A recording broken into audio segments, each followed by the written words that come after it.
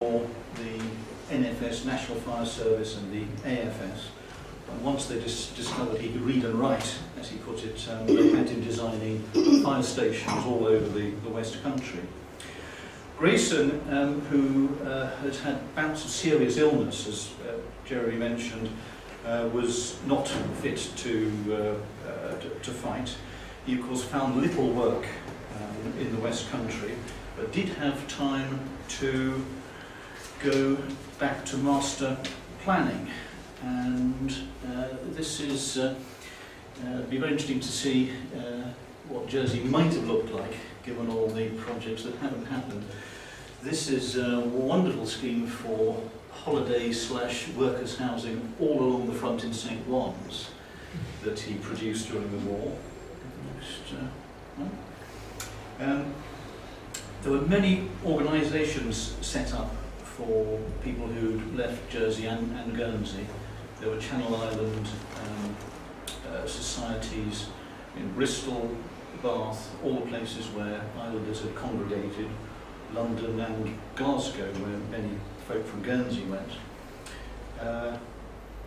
This is a very significant political publication, what might happen in the Channel Islands after the war, and Grayson, we can't read very much of that, but this is a letter from Grayson to the people of Alderney.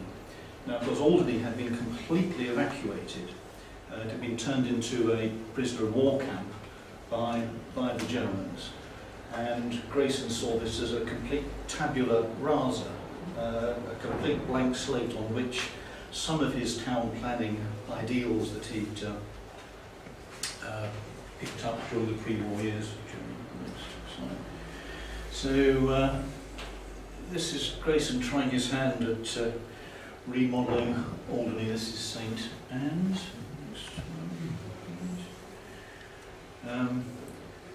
Really rather struggling, I think, to try to separate out housing and industry and hydroelectric power. We, of course, do, in terms of transport hubs, we do now have an airport. There not being any airports in the original Garnier utopian schemes. Next. Thank you. Yeah.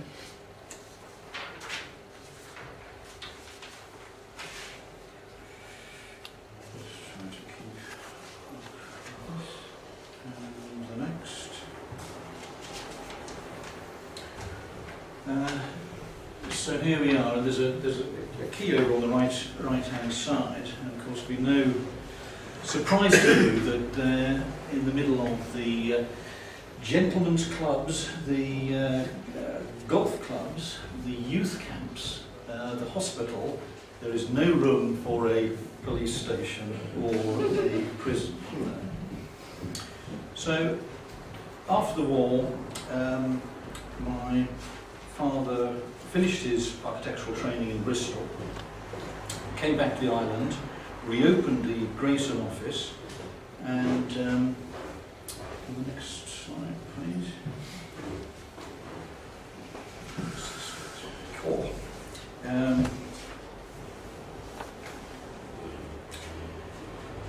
Was lucky enough because there was very little private work about.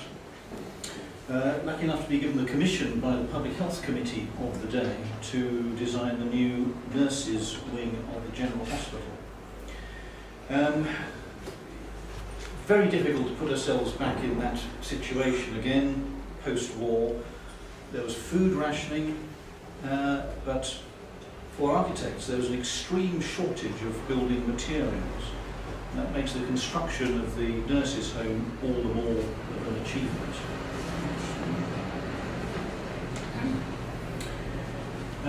So this shows the impact of the building on St. Helier. If you note the prison at the rear and how the prison is dwarfed by the new nurses' home.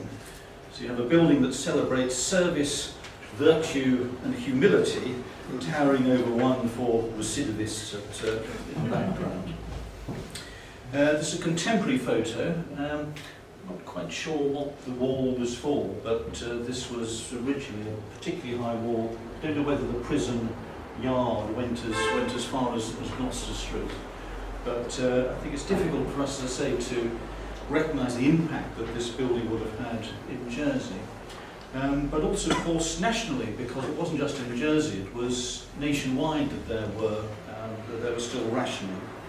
This was published in the RIBA Journal and all the national press. Unfortunately, there were two intractable problems with the building. In later years, the plan, with its generally small single bedrooms for nurses, was not amenable to be altered to other hospital uses. And secondly, the split Ronay facing blocks that were used, designed to mimic granite, proved porous and led to severe degradation of all the wall ties. So it was remodelled by the state's architects. I won't comment on the postmodern additions and all that bits and pieces, but I think if I did make a comment, it would be on the ambition or the lack of ambition that we have as a society these days. I think the contrast between the original perspective, and this really does take us back to Brave New World. This perspective was done by the best architectural perspectivist in the UK. You note the curved bay, and this is rectangular in the finished building, but it was designed to be curved. You can again see it curved in plan on the right-hand side, and some of the separated staircases, again trying to separate out the served and the serviced spaces.